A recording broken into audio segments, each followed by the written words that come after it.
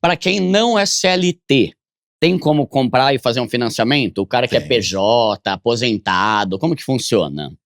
Bom, hoje tem várias maneiras de você conseguir comprovar renda. Então, a mais fácil, a mais tradicional é o CLT. Tá. Né? Porque você tem o lerite lá, então pronto, tá aqui. Uhum. Aposentado também é fácil, porque você tem a carta do benefício, Tá. a concessão do benefício lá, então você consegue comprovar.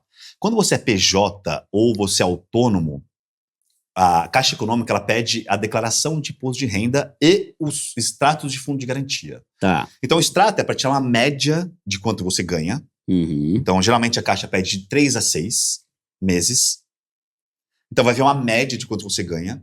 E aí, você tem que declarar o imposto de renda com a sua renda verdadeira. Aí você vai falar assim, ó, eu movimentei... Vou dar um exemplo aqui. Eu vendo chup-chup de doce de leite e faturo 8 mil por mês.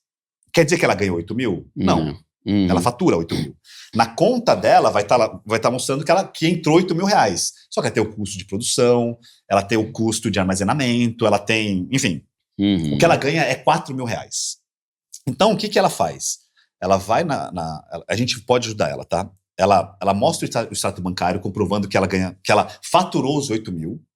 E no imposto de renda, ela vai declarar que ela ganha 4, que é a renda verdadeira dela. Tá. Então, a renda dela é 4 mil reais. E aí, com isso, é uma comprovação de renda válida e a Caixa analisa e aprova ou não o financiamento. Ah, entendi. Entendeu? Tá, então, ela tem o CLT vai ser o lerite, o aposentado é só mandar lá a declaração lá do recebimento do INSS e tal. Isso. Aí pode ser pelo imposto de renda, e tem gente que não declara imposto de renda, aí pode ser pelo extrato Não. e tal. O que acontece é o seguinte, quando a pessoa não declara imposto de renda, a Caixa limita a renda dela em R$ 2.140, se não me engano. Uhum. Então, vamos dizer que ela movimente 30 mil por mês. Uhum. Só que se ela não declarar imposto de renda, a Caixa vai entender que ela tem a renda mínima para financiar. Ah, Então tá. tem que declarar imposto de renda. Tá, entendi. É um processo importante, né? Tá bom, dentro tá. da compra.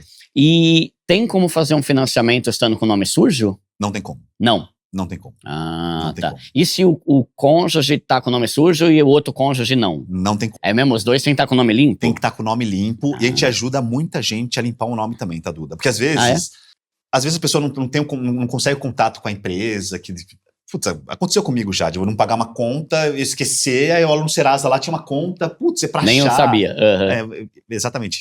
Às vezes a pessoa nem sabe. A gente ajuda ela com isso também, tá? Tá, boa. Mas é importante que não tenha restrição nenhuma. Tá. E pelo Minha Casa Minha Vida, o financiamento é sempre pela Caixa Econômica ou ele tem a opção de escolher outros bancos? Como que funciona isso? Então, Duda, assim, como é que funciona?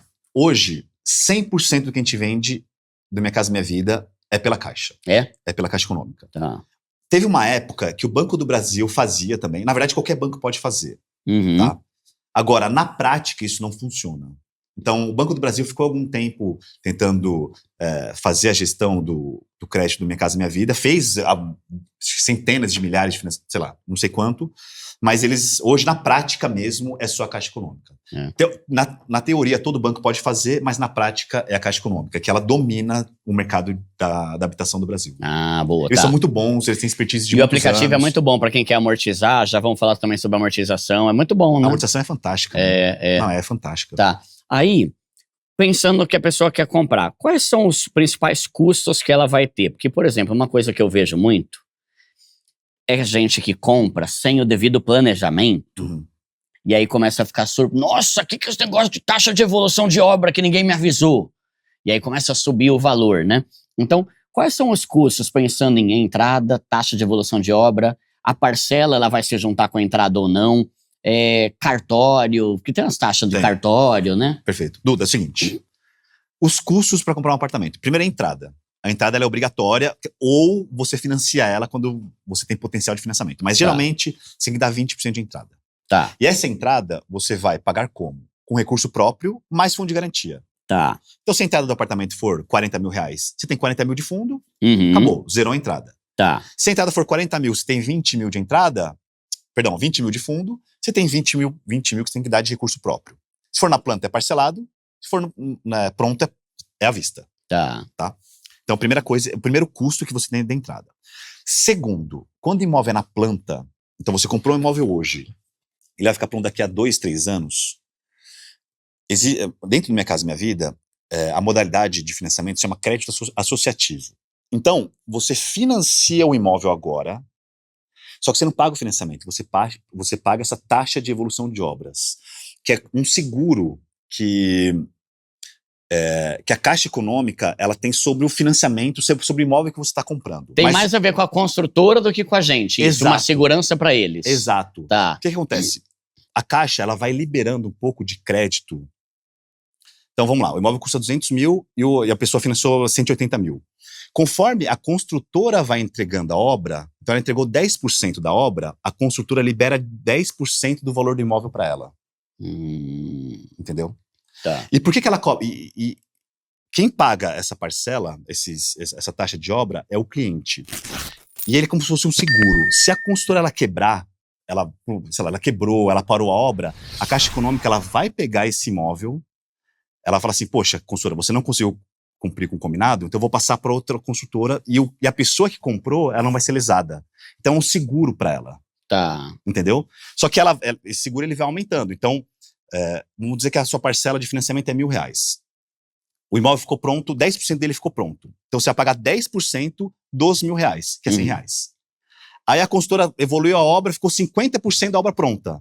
Você vai pagar 50% do valor da sua parcela, que é R$500. Tá. E quando ela ficar pronta, você vai pagar 100% do valor dessa parcela. Então vai chegando cada vez mais perto. Na entrega vai ser praticamente o valor que vai ser a parcela mesmo. Exato. Então a taxa de evolução de obra é um seguro, assim, resumindo, né? Que tem alguns detalhes ali, mas é um seguro para a pessoa comprar imóvel na planta.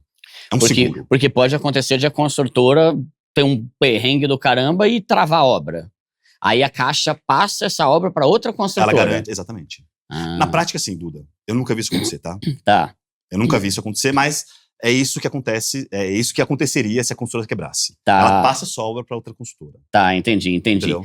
E aí, quando a pessoa vai financiar, o cara vai perguntar então sobre se ele quer fazer a tabela saque ou a tabela price. Isso. Tem a ver com aquele negócio que então a price é que tem o valor sempre igual. Isso. E a saque é o que começa mais alto e vai caindo. Exato. O ponto é o seguinte. Tem algum benefício de qualquer uma das duas? O ponto é o seguinte, também. A grande maioria das pessoas financia pela tabela price. Que é a tabela fixa. Tá. Então, lembra que eu falei aqui no começo do programa, que a parcela que você vai pagar de financiamento sempre vai ser 30% da sua renda? Então você ganha R$4.000, 30% é 1.200. Tá. Se você fizer pela tabela price, você começa pagando 1.200 e termina pagando 1.200. Certo? Se é pela tabela saque, você começa pagando 1.200 e você termina pagando R$300. Então o que acontece? A tabela saque, como o prazo de financiamento é o mesmo, só que uma mantém, outra desce, a tabela saque financia menos.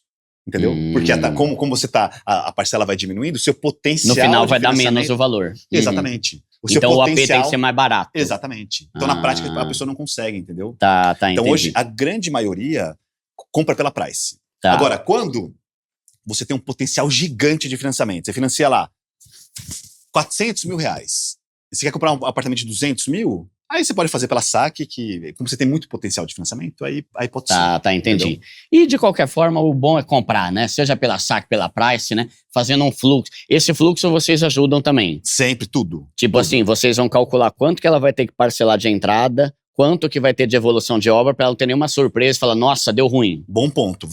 Voltando no ponto anterior, né? As taxas. A entrada, então você vai pagar a entrada para a consultora. A parcela de obra, que é essa taxa de evolução de obra, que é o seguro, que na verdade é um seguro mesmo para você. E documentação. Então a documentação do imóvel, ela gira em torno, é que tudo depende de quanto você financia, tudo, mas hoje, na média, aqui de São Paulo, você está pagando em torno de 8 a 10 mil reais, mais ou menos, de documentação. Que é isso que às vezes o cara consegue de graça. Às vezes consegue de graça. Tá. Porque pelo Minha Casa Minha Vida, a consultora ela tem um desconto no cartório. Ela tem um desconto. Então, em alguns casos, a consultora ela dá de graça essa documentação. Entendi. Mas é só isso. Não tem nenhuma outra surpresa. E o financiamento, ele só começa quando tiver pronto o AP. Exatamente. Fui morar, porque às vezes a pessoa pensa, mano, mas eu vou parcelar a entrada e pagar os R$1.000 da parcela ao mesmo tempo. Na verdade, a entrada você pode financiar até tá pronto. Exato. Quando tá pronto que você começa a pagar o financiamento. Então eles não se encavalam. Não se encavala, mas você tem a taxa de obra no início. Lembra? Tá, que isso é que você tem que botar no fluxo direitinho ali. O ponto é o seguinte, você tá pagando lá R$500 por mês durante a obra. Só que você tem a taxa de evolução de obra, que A sua parcela era 1.000, lembra que eu falei que era R$1.000? Então ela começa R$100, R$200, R$300, R$400, R$1.000. Então vai chegar um momento que você tá pagando 500 mais 1.000, tá, que é 1.500. Tá, por isso que é bom o fluxo direitinho, né? Exatamente. Tem muitos casos que a gente começa assim. Nosso cliente ele começa pagando R$1.000 agora e vai baixando para 900, 800, 900, 100 e a taxa de obra vai aumentando, então fica sempre assim, fica R$1.000. Ah, entendi. Entendeu? Agora, então é isso. Só que aí depois que o imóvel ficou pronto, aí você vai pagar os R$1.000 da parcela. E aí acabou, é só R$1.000 e pronto. Tá, entendi. Da hora, tá. O mais difícil, Duda, é o começo. O mais difícil na compra do imóvel é a entrada, é esse início, o primeiro pontapé. Primeiro, é uma escolha difícil, dá medo. Porque é a maior compra que a gente faz na vida. Uma coisa é comprar calça jeans, né? Outra coisa é comprar um imóvel, né? Exato, dá medo, você fica inseguro, fala, puxa, será que vai dar certo ou não? Será que eu vou conseguir? Será que eu não vou me enrolar? Aí você pega o imóvel, você tem que colocar piso, né?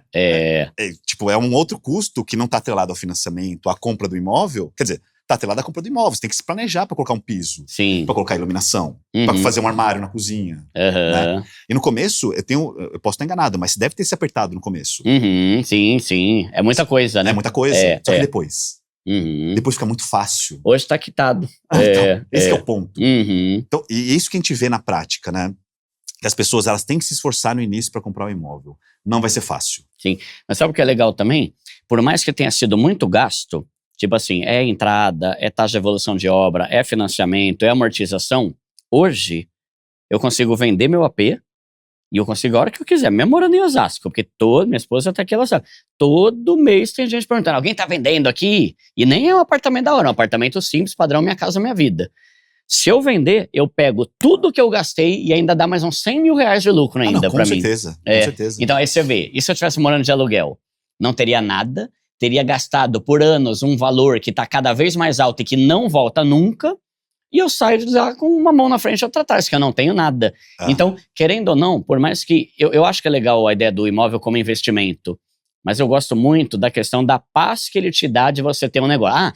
A coisa que eu ia falar que é um argumento super fraco, é a ideia da pessoa de achar que uma vez que ela comprou um imóvel, ela vai ter que morar lá o resto da vida. Mano, não faz sentido nenhum, cara. Tipo, você comprando num apartamento, aí envolve a questão do planejamento, comprar num lugar legal e tal. Depois de um tempo você vende e vai para um maior.